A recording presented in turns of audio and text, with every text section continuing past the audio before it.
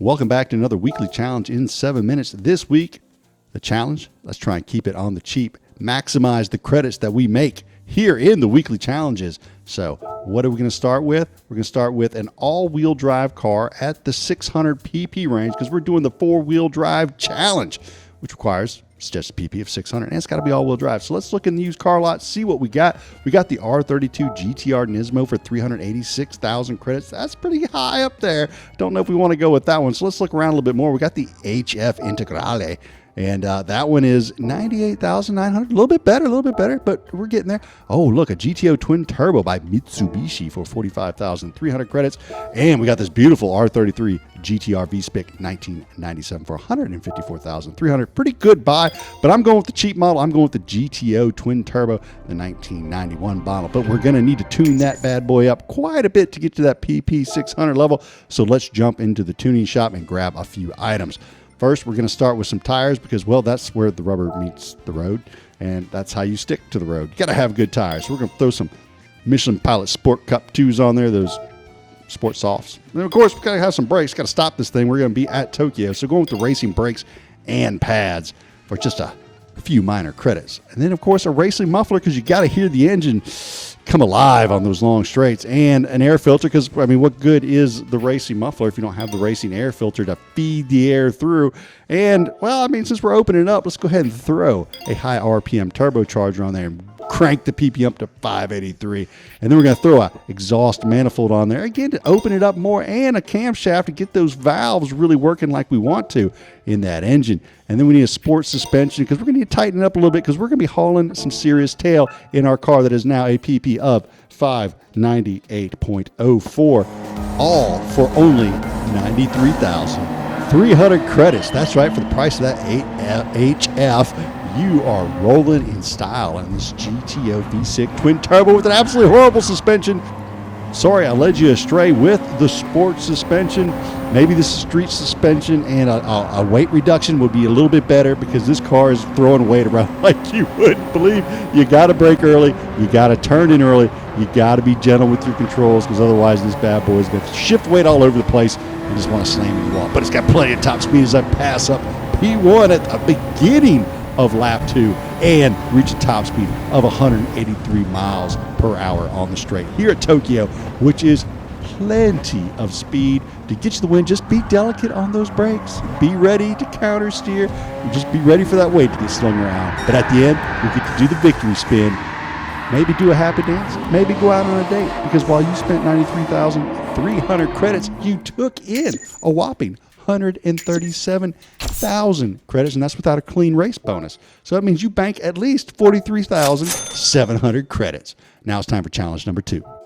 Challenge number 2 is the American Clubman Cup 700 at the high-speed ring. You're going to need a PP 700 car, or so they say. And I went scouring the used car lot and found absolutely nothing.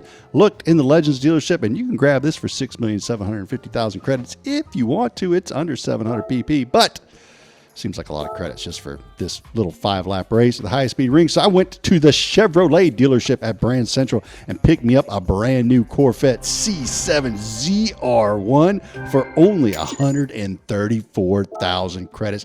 That is bargain shopping, folks. Threw on some racing mediums for 28,000 more for a grand total of 152,000 credits. And then we went out on the high-speed ring and we felt the wings of eagles flow through our veins as this V8 came to life. Oh my goodness, the noises, the sensations.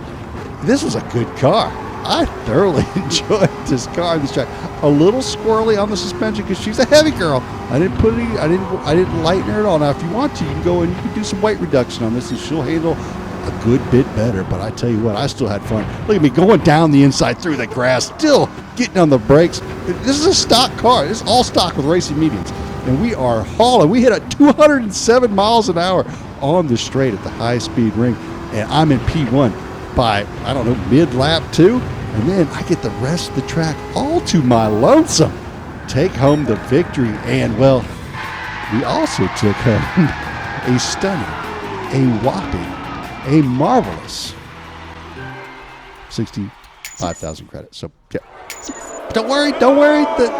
the week is not over. The challenges are not yet complete. So let's go on to challenge number 3, the Porsche Cup. This is at the Nurburgring Nordschiefe. And you can have any car you want as long as it's a Porsche and it's 650 pp or less. So I went to the used car lot, see if I could find something. Found this 2007 CTR3 by RUF, 770,800 credits. I don't think so.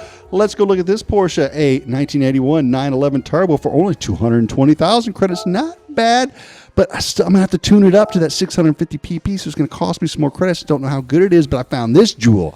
A 2022 Porsche 911 GT3 RS in ice gray metallic, because when they don't call me Gretty, they call me Iceman.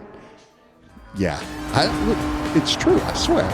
I don't make any of this up. All right, so we send it out on the track on the sports medium tires that we got from the dealership. That's right. Didn't even change out the tires. Didn't tune the suspension. And this thing is absolute German goodness. It is refined. The engine just makes that little bit of a whiny hum that just makes you want to wring it out endlessly. But unfortunately, there's a rev limiter that makes you shift. But don't worry, because you're rewarded with another gear and more earfuls of that sweet Porsche naturally aspirated Boxster engine music. It is just marvelous. It's as good as the Symphony. And as I'm clipping apexes and running up curves, I've got all the confidence in the world to send it down the inside or the outside of the competition. Just absolutely loving this Porsche GT3 RS.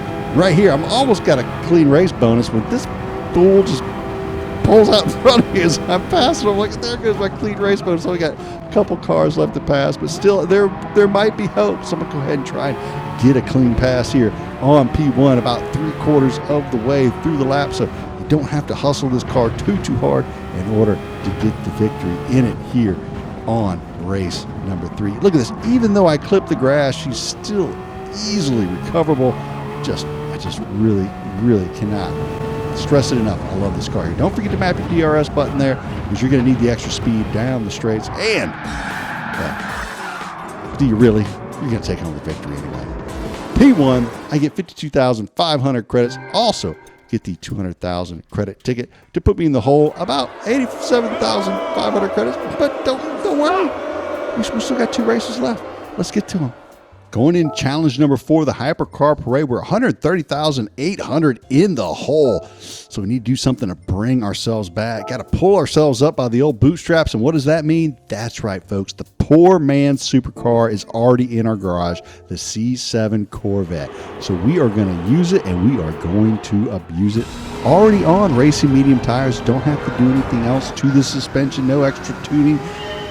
And we're just going to send it out on track. V8 American Muscle at Le Mans. What can it do? We hit 207-ish miles per hour at the high-speed ring. Look at us fly by the Lambo, getting on the brakes hard, turning down the inside. Now we got the Aston Martin in front of us, the 177, an amazing car, but just not as amazing as the 2019 Corvette C7 ZR1. Now it's the SLS AMG in our sights.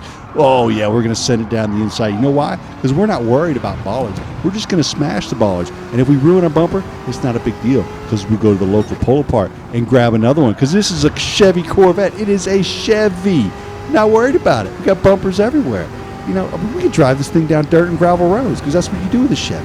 Now, be careful on the straights. You get up to 208, 209 miles an hour before you get on the brakes, and she's a little bit squirrely, but was able to keep her in a straight line there and make it through the corner. Now, look at this moving in the braking zone by P2 there.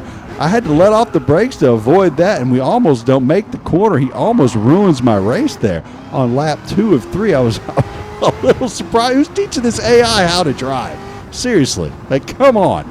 Catch P1 3/4 the way through lap number 2. It is the Bugatti, and the Bugatti Veyron is going backwards, and the Chevy Corvette C7 for like, what did we buy this car for? Like 130,000 credits? I don't even remember.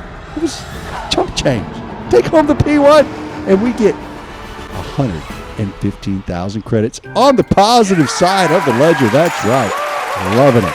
Now, on to the final race. We're only 15,000 credits in the hole, and it's the All-Japan GT Car Championship at Autopolis. But the thing is, you don't have to have a Japanese car. It's in Japan. You can have any GT car. And guess what we have in the garage? We have the poor man's supercar already. and it's already on racing mediums. It doesn't even matter what it's on. It's like a 600 pp car, 697 pp car already. So all we got to do is tune it up a little bit, just a little bit, and we can send it out there to compete with these GT race cars. So let's go to the tuning shop. All right, once we get in the GT tuning shop, we got to take care of that suspension that was giving us those fits before on Le Mans. 23,000 credits. Got that taken care of. 16.5 gets us the carbon ceramic brakes plus 2,000 credits for the pads. We're going to go ahead and start lightening this thing up. We're going to go all the way through a stage 3 lightening on this car. We want to reduce that weight as much as possible. Then we're going to slam some headers on this. Let that big V8 breathe. And of course, you got to have a racing muffler. You're going to put some headers on it, and you're going to need a racing air filter. Of course, we're going to put the racing soft tires on it and a fully customizable racing transmission because we're competing with the big boys. So I decided to go with the front and rear splitter to get the airflow just right under our C7 Corvette. And of course, you got to have a big rear wang. Didn't go full big. I went medium big on my rear wing. You know, I don't want to stand out too much. All right, so we are at 770 some odd pp, and that puts us 148,500 more credits in the hole. We were already at 15,800 credits in the hole. We got to make up some credits on this race. So how does the Corvette feel? Oh my goodness, what a transformation. This car feels like an absolute animal. Still a little mushy on the brakes, but we haven't even tuned the suspension. I just put it on there and sent it on track to see what it would feel like. I tell you what, it felt pretty darn good. It was just ripping through the gears, just accelerating like a monster. Plenty of top end, plenty of torque, plenty of horsepower. The grip was good. Like I said, little mushy, could tune some of that out. Understeer in the corners, but not terrible. I'll tell you what, this thing drives better than the GT3 car. You know, it's a great build. What do you expect? So, competing here with the NSX, coming around the backside of a Titleist. Look at that, just send it on the inside. No fear, the Corvette is here. I think I'll take that inside. Thank you very much. Blow by the F40. Man, I had to bring his doors back to him later on after the race because I just sucked him clean off as I went by him down the straight. I got to tell you, the Corvette felt great. The mods only cost me $148,500. I already had the car. You can't buy a GT3 car for $148,500 credits. You sure as heck can't get one of these fancy Legend GT500 cars. Now, don't get me wrong, they would be fun to race here. But we're talking about making credits right now. We make the move on P1 going into lap 4. He tried to force me around the outside. I didn't quite have enough grip, but boy, the next corner I made him pay as I stick it down the inside and head towards the final corner on lap number 4. Just rip it down on that curbing and get on the throttle, power on out the other side. All the way into lap 8. Held the lead, even crashed once as I was goofing around. Still won it easily. Give this car a go here. It is a lot of fun. All right, so get 150,000 credits. That pays for our mods at 148,500, and we get the 500,000 credit ticket for a grand total of 501,500 credits for this race, which brings our total to 485,700 credits for the weekly challenge as we take care of that 15.8 that we were in the hole from earlier. Outstanding. Hope you enjoyed the action. Hope you enjoyed all of the options that I gave you here to make some money on the weekly challenge. And that's assuming you're buying the cars. You may already have these cars in your garage. You'd be making even more money. So if you did, hit the like and subscribe. Come back, check out some more. For myself, Go Gretty. Y'all have a great evening.